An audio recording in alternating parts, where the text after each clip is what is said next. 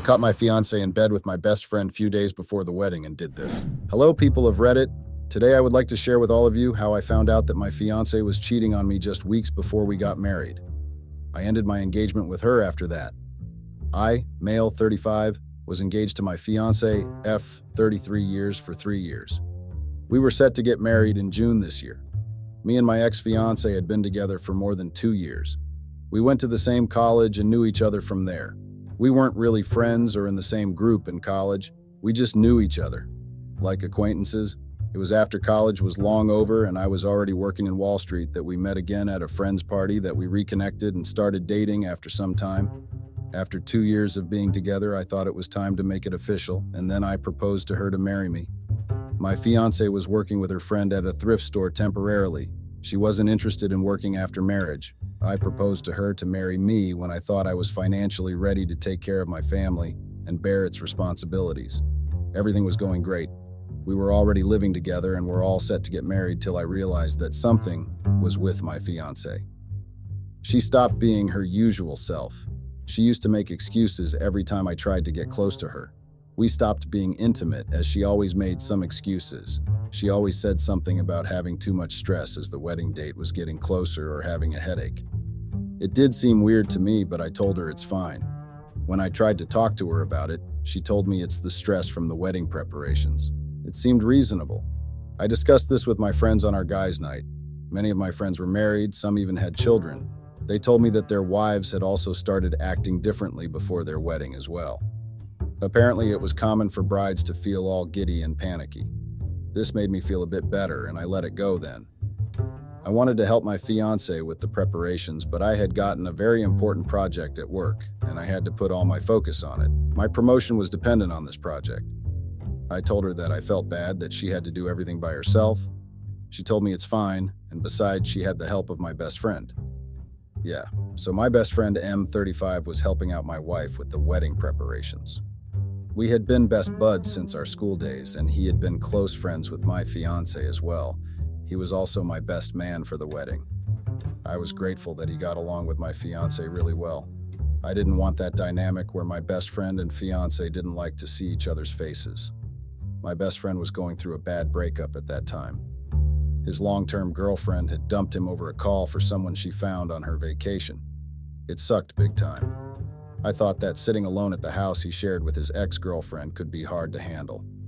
The wedding preparations were a good way to keep his mind occupied. I was so ecstatic about getting married to the woman of my dreams that everything seemed perfect. Even putting long hours at work didn't seem to exhaust me, because I wasn't doing all this hard work just for me, but for my future family as well. I started noticing the signs that something was wrong at that time. Even though I was working long hours at work, it was my fiancé who would get home late. Even later than me, and I was already coming home late. I asked her where she was going all the time. She made some vague excuse as to how shopping is hard for a bride. "You won't get it," she had told me. I believed her at the time because in my head, I couldn't imagine her lying to me. Even though I tried to believe what she told me, something inside me told me that she's not telling me the whole truth. One day, it was a Sunday, and I had thought of spending the whole day with her without any work or distractions. But she had told me that she's going for her dress fitting. My fiance was in the shower and her phone was in the bed. Her phone kept getting continuous notifications. I was sleeping, but I woke up due to continuous vibrations. I took her phone to see who's texting her so much. We both had Face IDs on each other's phones, and also knew each other's passcodes. However, her phone didn't recognize my face. I then put her passcode, but it said the wrong passcode. That threw me off. We had shared our passwords with each other soon after we started dating. We never saw it as much of a big deal. And now when we are so close to getting married, she has changed her passcode. When she came out of the shower and saw her phone in my hand, she panicked for a second but quickly composed herself. I asked her why she changed her password. She seemed surprised by my direct question. She took a second to reply, and then told me it's because there are pictures of her wedding dress and she doesn't want me to see that before the wedding day. Her excuse seemed plausible at the time, but I kept thinking that I never checked her phone anyways. She could have just told me this instead of changing her passcode. It was a small thing, but it was there in the back of mind all day. The next day while I was at work, My fiance's best friend called me. She told me that she couldn't reach my fiance and they were getting late for the dress fitting appointment. I told her that she must be at home only. I asked her if they had the appointment the previous day. She replied to me like I was asking her a ridiculous question. The store was closed yesterday. She then hung up the call telling me that my fiance had replied to her back. I was sure now that my fiance was hiding something for me. She had definitely lied to me about going to her dress fitting appointment. Now I just had to find out what she was lying to me about. I thought that I wasn't going to ask her directly because I didn't want another bullshit reason fed to me again. I was still at work when I got a call from my best friend, the best friend who was helping out my fiance with the wedding. He didn't call me much anymore, so it was quite a surprise to get a call from him. He was either at his office when I called him or helping my fiance with some wedding stuff. He started talking to me, asking me how I was doing and all. I told him I was fine and asked him what's going on with him. We talked for a bit, and then he asked me if something was wrong. I contemplated if I should tell him or not about my fiance's lie, but then went ahead with telling him about it. I told him how she told me that she was going to Atelier, but then her best friend called today and said that they have the appointment today instead of yesterday. "Oh bro, you're getting worried over nothing," he told me. I asked him how he was so sure, and then he told me that yesterday my fiance had gone for the dress fitting for the dress she was wearing at the dress rehearsal, and today's appointment was for the wedding dress. I still didn't know if I should believe him or not. I asked him how he's so sure about the truth. He said that he knew as he was helping my fiance with the wedding preparations, and that they were constantly in touch about everything related to the wedding. I believed him and even felt guilty for doubting my fiance. My best friend's explanation seemed reasonable. He was talking more with my fiance than he was talking to me. It was logical that he knew what was actually going on. I released a breath of relief and then got back to my work. Everything went fine for days after that. My fiance was still acting differently, but it was the wedding stress. She had told me various times that everything will be fine. One day I told my fiance that I'll get home late as I had a client meeting over dinner. She didn't seem disappointed or sad about the fact that I won't be home. She just told me, okay. However, the client meeting got rescheduled to the next day. When I went home, my fiance wasn't there. It was already late. I called her up and asked where she was. She then lied to me and told me that she's at home only. She kept talking about how she missed me and was waiting for me to get back home. I heard her lying to me as I looked for her in the whole house. She finally asked me when I would get home. I told her I was already home and waiting for her. I then hung up the call. She got home within half an hour. I made a mental note to remember that she was within that distance. I wasn't going to trust whatever she told me now. My fiance didn't come back empty-handed. She got all the groceries and stuff. I didn't even have to ask her to explain to me what had happened. She started explaining to me herself how she was going to cooking classes. She told me she was learning cooking as a surprise for me. That's why she didn't tell me that she wasn't at home. I told her that she need not lie to me for such small things. I told her that as my partner, I expect complete honesty from her. She nodded and then came and hugged me. I hugged her back, but my guards were up now. I tried to kiss her, but she turned her head and said that she should put the groceries in the refrigerator. I knew something was up with my fiance, and I made it my goal to find out what. There were too many things to ignore. The lie she told me today, the lie she told me the other day, also how she changed her passcode. It wasn't making sense at all, but I was determined to find out the reason behind all this. That night, I laid down on my bed thinking about all the various reasons as to why my fiance was lying to me. None of them really made sense except one. She was cheating on me. I felt a bit guilty for doubting the woman who was going to be my wife in a few weeks. But there was another thought as well. I should find out whatever is going on before our marriage. It would be a disaster if my suspicion comes true after we get married. I didn't want a life like that. I thought about sharing this with my best friend, but for some reason thought it was best if I didn't. He was already going through a bad breakup. Listening to my suspicion wouldn't be good for his mental health. I decided that I'm going to find out what's going on alone. It was better not to tell anyone, because if it turned out that there was nothing to worry about, which I was really hoping for, I didn't want to trouble anyone for nothing. I started keeping an eye on my fiance's activity. I checked the CCTV camera placed outside our home to see who all were coming to my house in my absence. The CCTV camera didn't give out anything. It was my fiancé living in the house shortly after I left for work and then getting home really late. I already knew that without the help of CCTV. I kept thinking as to what could help me more, but nothing came to my mind. I could have used her phone, but she had changed the passcode. There was only one option left. It was to follow her and see where she was going. It seemed a little too much to me, but I needed to find out the truth before our marriage, so I decided to follow her around. The next day, I told her that I was leaving for work. I left the house but didn't go to work. Instead, I parked my car a few lanes ahead of our house and waited for her to leave the home. I kept checking the front camera to see when she left the home. As soon as she left the house, I started following her, but keeping a lot of distance between my cars and hers so she doesn't get to know. She went to the thrift store and stayed there for a while before going to the florist. After that, she went back home. I felt like an idiot for doubting her when she was doing the normal things only. But those things she did were still stuck in my head. I thought that just because she didn't do anything different doesn't mean there isn't something. It'll just take time to figure it out. I thought I'll follow her for another day or two, and if I still couldn't find anything, then I would let this suspicion go finally. Everything was fine when I got back home that evening. I repeated the same thing the next day. My fiancé didn't do anything out of the ordinary that day as well. I knew something was wrong, but she was not doing any different these 2 days. I got the suspicion that maybe she knew that I was following her, but I quickly shunted it out of my head. I haven't told this to anyone, and I also made sure that there was enough distance when I followed her car. The third morning, I got a call from my best friend regarding my bachelor's party. I told him I was good with whatever he liked to plan. There was a lot of sound in his background, some very loud songs. I knew it was an old Spanish song. I couldn't ask him where he was as I got another call from work. I had to urgently go to the office for some work.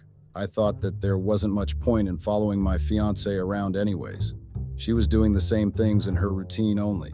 I went to the office and did some work. I got a call from our jeweler who was making our wedding rings. He told me that wife still hasn't given her ring size. They didn't have her number, so they called me.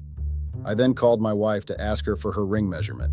What surprised me as soon as she picked up the call was that in the background, loud old Spanish songs were playing. I asked her where she was, and she told me that she was with her best friend. Her best friend, not mine. I told her what the jeweler had said. She said that she'll go to the store in the evening and will give her ring measurement to them. I ended the call, but something wasn't sitting right. Maybe it was a coincidence that I heard loud old Spanish songs in the background of my fiancé and my best friend. But I didn't think it was a mere coincidence. I called up my best friend again and asked him where he was. He told me he had come to a cafe for a client meeting. My friend worked in an event management company. That's why he offered to help out my fiancé. However, when I heard a high-pitched laugh background, I knew who that laugh belonged to. My fiancé. The laugh immediately got silent. My friend made some excuse as to how he got to go and ended the call quickly. My fiancé, nor my best friend, had any reason to lie to me if they were together. I knew they used to hang out together regarding weddings and stuff. So why did they lie to me? I think in my subconscious, I knew the answer. I just didn't want to accept so quickly. I decided to keep quiet until I have something substantial to call them out. Instinctively, I didn't go directly to my house after work that evening. Instead, I went to my best friend's place. His car wasn't there. I checked the time. It was 6:00 then. I went to my house then. I checked the time when I got home, realizing it took me only 23 minutes to get home from his place. The night my fiancé told me she was coming from cooking class, it took her the same amount as well. At this point, I just knew that both of them were lying to me. I just needed to see from my eyes to confirm my suspicion. I went inside my house and my fiancé wasn't still here. I got freshened up and kept thinking about what's happening in my life. I was about to get married and my fiancé was cheating on me. And that too with my best friend. I still had a small hope that all my fears would go to vain and my suspicion would turn out to be wrong. I really hoped for it to be wrong. The next day, I again followed my fiancé. She still went to the thrift store like she normally did. She did all her usual stuff, and just as I was getting frustrated for not being able to come to any evidence, I saw my best friend entering the thrift store. This still didn't prove anything. Maybe he was just visiting to help her out with the marriage stuff. He came out of the thrift store after 45 minutes. I still have nothing substantial to either confirm or deny my doubt. It was really getting frustrating. The next morning, I was having breakfast, but then remembered that I had forgotten my file in the bedroom. I went to get it and saw my fiancé getting dressed after her shower. I was just passing by her when my attention fell on the hickey on her shoulder blades. It sure as fuck wasn't me who gave her that, because it's been more than a month since we got intimate with each other. I stopped by her. She seemed surprised as I stopped there. I traced my finger on the hickey. She shivered. It was the scary kind. I didn't even have to ask her who did it. She started her explanation on her own. Yesterday I was wearing off-shoulder tops and an insect bit me there. It hurt a lot yesterday. I told her that it doesn't seem like an insect. She got scared at that and started telling me more lies as to how it really was an insect and all. I didn't say anything after that and just got more determined to find out some bloody evidence against that, so I can finally confirm my suspicion. The first thing I did as I got in my car was to check the CCTV recording of the previous day. True to what I had thought, my fiancé wasn't wearing an off-shoulder top the previous day. I saw her getting in the car in some dress which fully covered her shoulder. Even though it was turning out to be completely useless, I spent that day as well following my fiancé around. I finally got something that day. I saw my fiancé going straight to my best friend's house. I saw him coming out and hugging her. They went inside and stayed there for almost the whole day. I knew that if I went there, my doubt would get confirmed and I'd find them in bed with each other.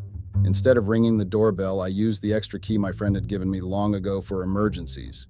He had my house's extra key as well. I opened the door silently and went inside. I saw my fiancé's purse lying on the couch in the living room. I followed the way where the noise was coming from. I took light steps so I didn't make any sound and finally reached the bedroom. I could hear their voices clearly. My fiancé was telling him how I almost caught her today.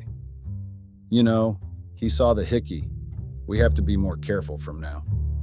My best friend hummed something, and after that, all I could hear were sexual sounds. I opened the door very slowly and saw my fiancé in bed with my best friend. I took a photo of them with my phone and then shut the door. I had reached the living room when the door of the bedroom opened again and my fiancé came out laughing. I turned to look at her and her smile vanished as soon as she saw me. She was wearing my best friend's shirt and nothing else. She stood there frozen, and my best friend who followed her out also got frozen as soon as he saw me. I was so angry that I couldn't think anything straight. I just went and punched my best friend in the jaw. I told my fiancé that I didn't want to see her face ever again and stormed out of his house. I went straight home rather than going to work. I had no fucking energy for going to work. Even though I had my suspicion, this betrayal stung. My best friend and my woman. Just as I was getting out of my car, my fiancé had also reached home. I told her to get out of my property, but she didn't listen and followed me inside. She was in tears as she begged me to listen to her. I knew that nothing she could say would make it okay for what they had done. But I thought, why not? Let's hear this. I told her to speak. She first went into shock, wondering how I agreed, but then started telling me. All this started when she started planning our wedding. After my best friend's breakup, she said that she was just consoling him as he was really low because of the breakup, and then one thing led to another and they started kissing. It never meant to be anything more. I was just helping him and moving on, she said while crying. The audacity of this woman. You were helping him move on by sleeping with him. I spat in a harsh tone. She got tensed at my voice but then started telling me how sorry she was and would do anything to make me forgive her. She told me how we had our whole life in front of us, and I cannot let it go because of one mistake she had made. The more she kept speaking, the angrier I got. She was telling me to let go of her cheating like it was nothing. I had told her how important loyalty was to me, and still she did that. I thanked my luck that I found this out before the wedding. Something came to my mind then. I could easily end our relationship right now and tell everyone that the wedding is off. The wedding was in 5 days. Or I could make her and my best friend actually suffer for the betrayal. I decided to go with the second one. I let my fiancé beg some more. She kept telling me how everything can be perfect from now on. She told me this is our chance to turn a new leaf and start our dream life together. I let her convince me about how I should not cancel anything and to let loose in the bachelor party.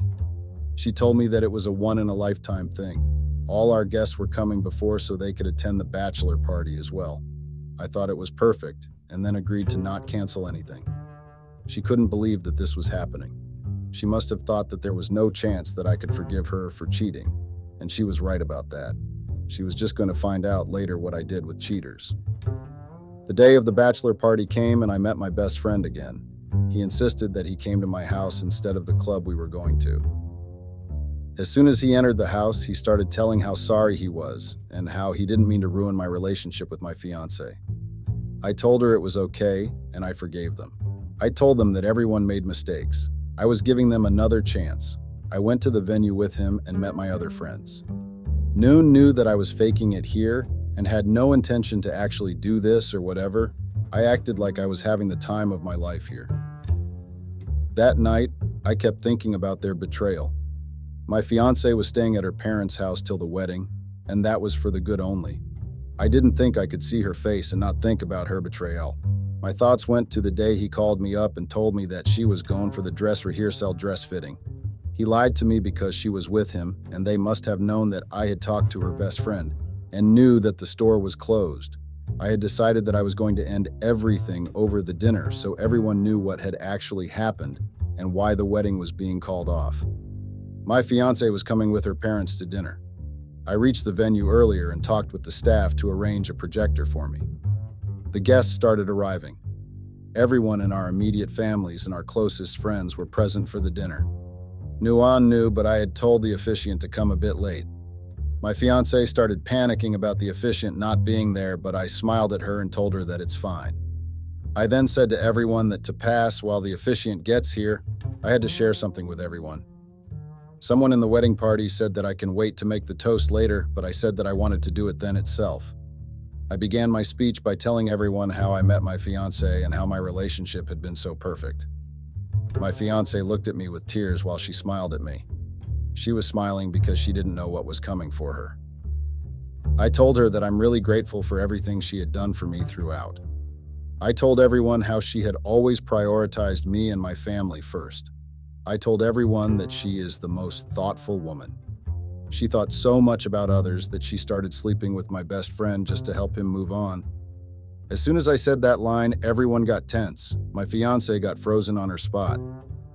There was pin-drop silence in the hall as I moved my attention to my then best friend.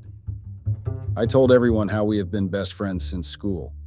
I shared a memory of how in school we punched a guy because he asked out my best friend's then girlfriend. "You really were like a brother to me," I said, looking him in the eye as I took my phone out and displayed the picture I took that day in the projector. Everyone gasped as they saw my fiancé and my best friend in bed naked together. I turned to look at my fiancé, but she was facing the floor.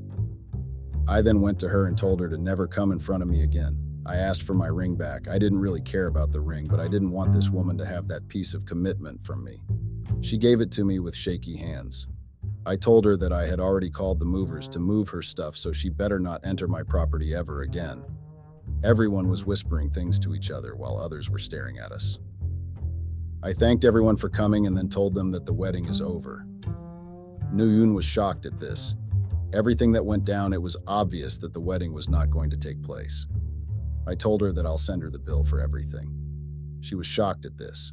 I just shrugged and told her that she wasn't responsible anymore. Her infidelity was the reason we were calling off the wedding, so it was obvious that she was going to pay for it. With that, I exited the hall and never looked back either at my fiancé or at my best friend. They didn't try to convince me this time to let things go or for any other shit. The movers came in the next day and took away all her stuff. I made sure that nothing of hers was left behind so she could have any excuse to come back to my place. I didn't have to send her the bills.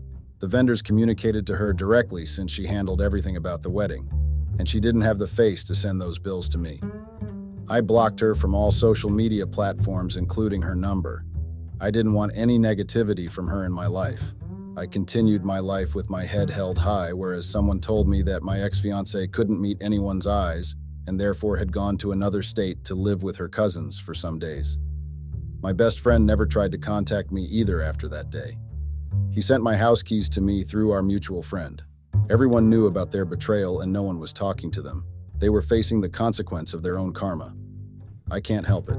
I'm just living my life knowing that I was faithful to my fiancé and a good friend to my best friend. I didn't deserve what they did to me. I'm taking therapy sessions to move on from this and lead a happy life. Thank you to all of you for listening till here. Update.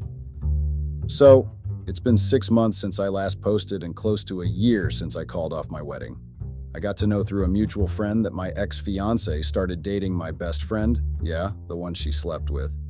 They started officially dating 2 months after the wedding was called off. They were happy initially, but as soon as other people got to know, they became the topic of gossip. They started having problems as well, and that's when my ex-best friend started cheating on her with someone from his office. She got to know this some months later. She broke up with him after that. As soon as I got to know this, I thought of sharing this with all of you here since I have shared everything else already. Update. Hello everyone, it's been 2 years since I posted about finding out that my fiancé cheated on me with my best friend. So as in my last update, I shared that she broke up with him as well. After breaking up with him, she tried to contact me again. Since she was blocked everywhere she approached me at this party, she started telling how it seems fitting to ask for my forgiveness in a party since everything began with a party as well. LOL. I laughed at her and told her that even if she was the last person on the planet, I wasn't getting with her ever again. She got quite embarrassed as I was standing with a group of people and everyone started laughing after that. She quickly ran away and never tried to approach me again. My best friend or ex-best friend also tried to approach me after their breakup. He told me that he didn't come earlier because he thought it was best to give me space. He started telling me how my friendship was the most important thing to him. He told me that it meant more to him than any girl would ever mean.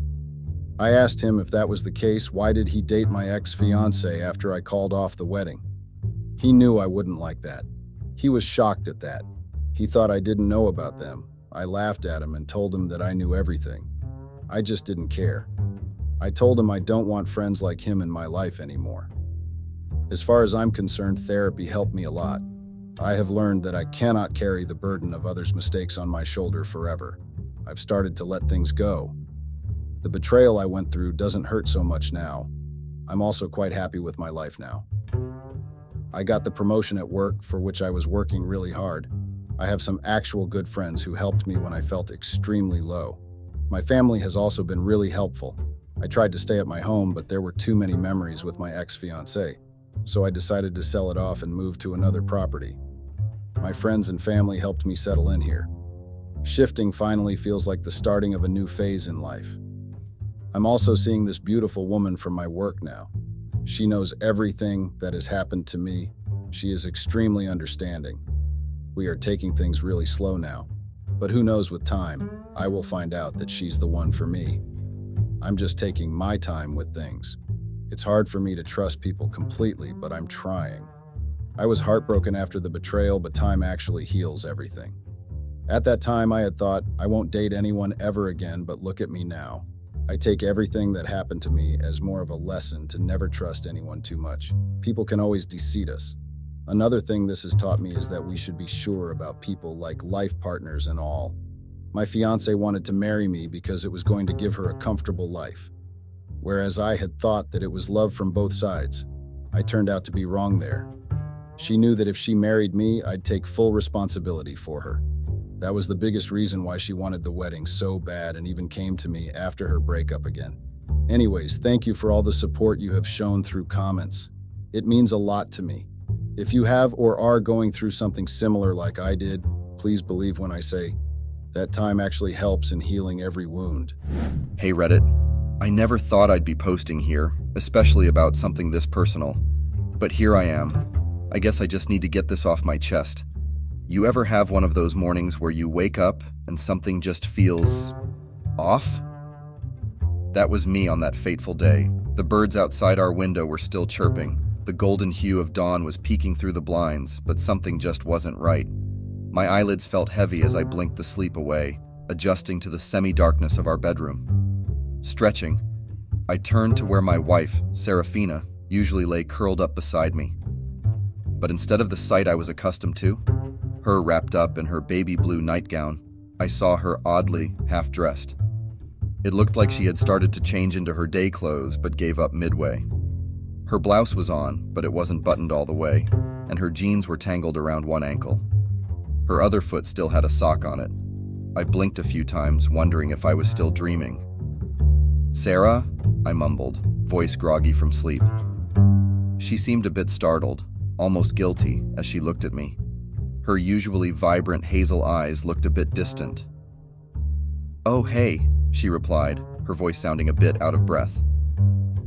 "Why are you dressed like that?" I asked, trying to sit up, the sheets wrapped around me. She hesitated for just a second, but that second was enough to set off alarm bells in my mind. "It was just really warm last night, you know? I thought maybe if I changed, I'd cool down a bit, but I got tired and decided to just lie down for a bit."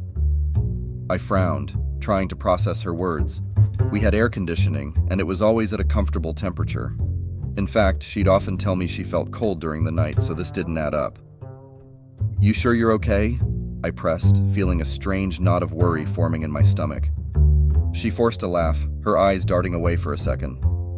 "Yeah, just one of those nights, I guess. You know me, always overthinking stuff." I wanted to believe her, really I did. And maybe if it had been any other day, I would have just taken her word for it and moved on. But something, some gut feeling, told me this was just the tip of the iceberg. For a moment, we just looked at each other. There was a tension in the air, one I couldn't quite put my finger on. But instead of pushing further, I decided to let it go, thinking maybe I was just overreacting. "All right," I said slowly. "Just let me know if something's up, okay?" She nodded, giving me a weak smile. "Always." I turned back around, the weight of uncertainty pressing down on me. My gut told me something was off, but I brushed it off, thinking maybe I was just being paranoid. Oh, how I wish I had listened to that nagging feeling. Edit. Wow, didn't expect this to blow up. Thanks for the awards, kind strangers. We'll update soon. It was a typical Tuesday afternoon. Work had been grueling that day, so I decided to take a break at my favorite downtown Chicago cafe, Bean and Whistle. The cozy ambiance and top-tier coffee always managed to soothe my mind, even on the worst days. Grabbing a corner seat by the window, I settled down with my laptop, a steaming mug of cappuccino, and a blueberry muffin. The warm, rich aroma filled my senses, and I felt the stress melting away. That is, until I overheard the conversation. The cafe was relatively quiet, with just a few other patrons around, their murmured conversations creating a soft background hum. But 2 tables away, a couple of guys were in a deep discussion, their voices a bit too loud for the setting. I tried to focus on my work, but the name Serafina caught my ear. That's not exactly a common name, and it immediately piqued my interest. "I'm telling you, man, Drax and Serafina have been sneaking around at night," one guy, with a scruffy beard and glasses, was saying. His friend, a taller dude with tattoos peeking out from under his shirt sleeve, laughed. "Man, if anyone found out, there'd be some serious drama." Scruffy Beard leaned in. I mean, I couldn't believe it either, but my buddy saw them at Moonlit Lagoon last week, all cozy and stuff. I felt like someone had punched me in the gut. My heart raced, and my palms started to sweat. The name, the mention of secret meetings. It was too much to be a coincidence. But then, what were the odds? Chicago was a big city after all. Maybe there was another Serafina out there, involved with someone named Drax. Trying to calm myself down, I took a deep breath and mustered up the courage to approach them. "Hey, sorry to intrude," I began, trying to keep my voice casual. "But I couldn't help but overhear you talking about Serafina. Mind if I ask how you know her?" Both guys looked up, surprised. Scruffy Beard raised an eyebrow. "Why? Who's asking?" "My wife's name is Serafina," I replied, trying to keep the trembling out of my voice. "Just curious." Tattoo guy snorted. "Small world, huh? But bro, there are probably tons of Serafinas in Chicago. Don't think too much about it." "Yeah, man," Scruffy Beard added. "And besides, the Serafina we're talking about is into some artsy stuff like painting or something." "Does that sound like your wife?" Trying to put on a brave face, I laughed it off. "Nope, not at all. My Serafina can't even draw a stick figure. Thanks, guys." Returning to my table, I tried to shake off the unease, but it clung to me like a second skin. I wanted to believe it was a different Serafina, but a nagging doubt had settled in my heart. The events of the morning and this random cafe conversation were too coincidental, and the storm clouds of suspicion began to gather in my mind. Edit. Seriously, this week has been a roller coaster. Thanks for sticking around, folks. I'm still processing everything. We'll keep you updated. I've always been a man of logic, the kind who needs evidence before making any decisions. And that's what led me to our home's security system late that night. The uncertainty, the nagging doubts. I had to put them to rest, either to confirm my worst fears or to clear my wife's name. I told myself it would give me peace of mind. Booting up the system, I rewound the footage from the past week. Each night played out in fast-forward, familiar scenes of Serafina and me coming home from work, ordering takeout, watching movies, the usual couple stuff. But then, 2 nights ago, the scene shifted. It was around 1:30 a.m., a time when the world outside was still, and most were deep in sleep. The infrared camera caught a shadow moving towards our front door. The figure was tall, slender, wearing a cap that hid most of his face, but not enough. As he moved closer, the side profile became clearer, and my heart sank. Drax. I had seen his face once or twice in Serafina's old college photos. I never paid him much attention. To me, he was just a part of her past. But now, here he was, sneaking into my home in the dead of night. The footage showed him typing in the passcode to our front door, a passcode only family knew. The door opened, and he disappeared inside. My hands clenched into fists, nails digging into my palms. The clock ticked on, turning minutes into hours, and just before dawn he emerged, looking around cautiously before slipping away into the shadows. I felt a cold numbness spread through me. The weight of the betrayal was almost too much to bear. The pieces of the puzzle now fit together in a clear, painful picture. The half-dressed morning, the overheard conversation at the cafe, and now this footage. It all pointed to the reality I was reluctant to accept. I sat there in the dark, the glow of the monitor, the only light. Feelings of sadness, anger, and disbelief waged a war inside of me. The woman I loved, the one I trusted more than anyone else, had betrayed me in the deepest way possible. I took a deep breath, trying to calm the storm inside. One thing was clear: I needed answers, and I was determined to get them. Edit. This has been the hardest thing I've ever had to write. Every moment feels surreal, like I'm in some twisted nightmare. Thanks for the outpouring of support. I never imagined sharing this here would help, but reading your comments gives me strength. More updates to come. That evening was probably the longest I'd ever endured. I paced our living room, waiting for Serafina to return from work. My mind was a hurricane of emotions, swirling with anger, pain, and a tiny glimmer of hope that maybe, just maybe, there was a reasonable explanation for all this. When the front door finally opened, I took a deep breath, attempting to steady my racing heart. Serafina walked in, her usual radiant smile on her face. "Hey, love," she greeted, but her smile faded the moment she saw my expression. "Jalen, what's wrong?" Without a word, I turned on the TV and played the security footage. The color drained from her face as she watched Drax enter and then leave our house. The silence that followed was deafening. I finally spoke up, my voice trembling with a mix of anger and sadness. "Sarah, how could you?" She looked like she was on the verge of tears.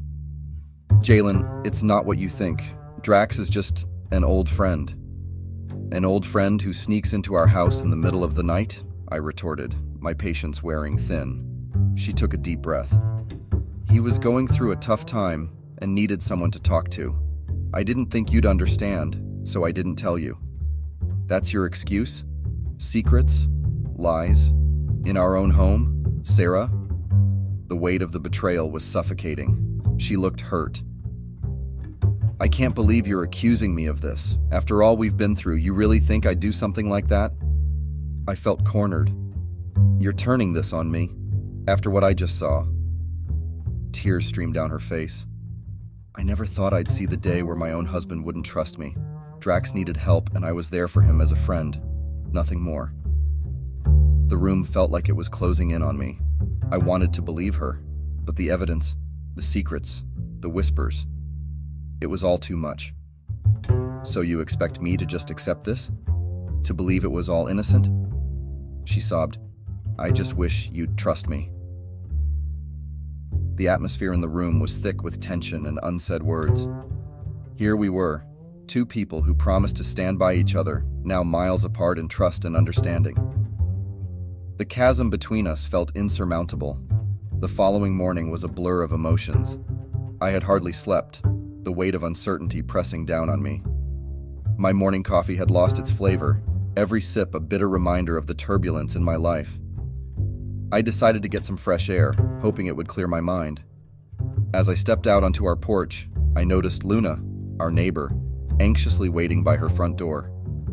Luna was an enigmatic figure in our neighborhood, known for her love for plants and her strikingly beautiful blue-gray eyes. We had exchanged pleasantries a few times, but nothing more. Seeing me, she hurried over, her usually composed demeanor replaced with one of urgency. "Jalen," she began, her voice soft. I think you should see this." She handed me a small envelope. Inside were a series of photographs, each one like a dagger to my heart. They showed Drax and Serafina together, outside my house on various nights. Their body language spoke volumes, suggesting a familiarity that went beyond mere friendship. "I noticed him visiting when you were on your business trips," Luna admitted, her eyes filled with sympathy. "I thought you should know." I struggled to find words. "Luna? Why?" She sighed. "I've been through betrayal, Jalen. I wouldn't wish it on anyone, especially not someone living right next door. You deserve the truth." Feeling a mix of gratitude and anguish, I mumbled, "Thank you, I can't believe this is happening." Luna placed a reassuring hand on my shoulder. "Trust your instincts, Jalen, and always remember, the truth has a way of surfacing." As she walked away, her words echoed in my mind. Here was an unexpected ally in my corner, guiding me to confront the reality I had been trying to avoid. It was another week of restless nights. With each revelation, the ground beneath me felt more and more unstable. But if I was to find the whole truth, I knew I had to keep digging. Remembering an old phone Serafina discarded a while back, I decided to see if it held any clues. But my tech skills were laughable, and I needed help. Enter Zeke, my childhood friend and a wizard with electronics. Zeke had been my go-to guy for any tech-related issues, from setting up my home theater to fixing computer glitches. I trusted him, and right now I needed someone on my side. Hesitatingly, I recounted the events of the past weeks to him. Zeke listened intently, his usually jovial face replaced by a solemn expression. "Let's see what we can find," he said, taking the phone from me. Within minutes, he managed to boot it up and bypass the security lock. "Let's check the messaging apps," he suggested, and there they were, a flood of messages between Serafina and Drax. I braced myself for the worst as we started scrolling through the conversation threads. The earlier messages were casual, discussing college memories and current life updates. But as time went on, the tone shifted. They began sharing dreams, fears, and secret desires. Then came the messages that felt like punches to my gut. Drax. "Every night with you feels like a stolen moment. I wish we didn't have to hide." Serafina. "Me too. It's hard pretending, especially with Jalen. I wish things were different." Drax. "Someday, we won't have to sneak around. We can be together, openly, without any fears." Serafina. "That's the dream, Drax. Just hold on a little longer." The screen blurred as tears welled up in my eyes. Zeke put a comforting hand on my back. "I'm so sorry, man," he whispered. The messages painted a clear picture. Their relationship was deeper and more entangled than I had ever imagined. The woman I had pledged my life to was dreaming of a future with another man. Edit. I'm at a loss for words. This feels like a cruel joke. Zeke has been a pillar of support, and I'm thankful for that. But the pain of these revelations is unbearable. To everyone sharing their stories and advice, thank you. I'm processing all of this slowly. I'll keep you updated. The fallout was swift and intense. I had imagined confronting Serafina immediately, but the weight of my discovery kept me paralyzed with pain. Maybe it was that hesitation that gave her the upper hand. It began subtly. Things would be out of place around the house. Personal items disappeared and then mysteriously reappeared days later. "Jalen," she'd coo, "you're becoming so forgetful. Maybe you need to see someone, get some rest." Then came the gatherings. At family dinners or outings with friends, she'd laughingly recount tales of my supposed lapses in memory or bouts of paranoia. "You won't believe what Jalen did the other day," she'd start, her stories making me sound unhinged and delusional. One evening, I overheard her talking to her sister on the phone. "I'm really worried about Jalen," she whispered, her voice dripping with fake concern. "He's been acting so strange lately, snooping around and accusing me of the wildest things. I think he might be having a breakdown." Soon, friends and family were looking at me differently. The hushed conversations, the pitying glances. I felt like a pariah in my own life. The more she twisted reality, the more I questioned my sanity. Maybe I was wrong. Perhaps those messages were innocent. Could the late-night meetings have been harmless? Desperation led to self-doubt. The gaslighting was working. There were moments I found myself staring in the mirror, wondering if the man looking back was indeed losing his mind. The worst part? The isolation. Friends, once close, now kept their distance. Conversations were brief, punctuated with awkward silences. Family gatherings became an exercise in endurance, with Serafina playing the concerned wife to perfection. The world as I knew it had shifted. Reality became a muddled, distorted reflection, and I was trapped in the center, struggling to find my footing. The weight of it all pressed down on me daily. Every whispered conversation, every sideways glance was a cruel reminder of the place I found myself in. Lost, doubting, and increasingly isolated. But I knew deep down that I couldn't live in this state of suspended disbelief forever. The answers, whatever they were, lay buried beneath layers of deceit. Determined, I decided to dig deeper into Serafina and Drax's history. I had to know how this began. A box of Serafina's old belongings, gathering dust in the attic, became my starting point. Sifting through it felt like intruding into another life, a life I was never meant to know. Between old journals and photo albums, a picture began to emerge. There was Serafina, noticeably younger, radiant with happiness beside Drax. They were in various places, beaches, mountaintops, city streets. Their smiles spoke of deep affection. I felt the pang of jealousy, a visceral reminder of the present. Then, buried among the pages of a diary, I found a folded letter, the edges yellowed with age. It was addressed to Serafina from Drax. Hesitatingly, I began to read. "Serafina, our love was never meant to be tangled in this web of family expectations and feuds.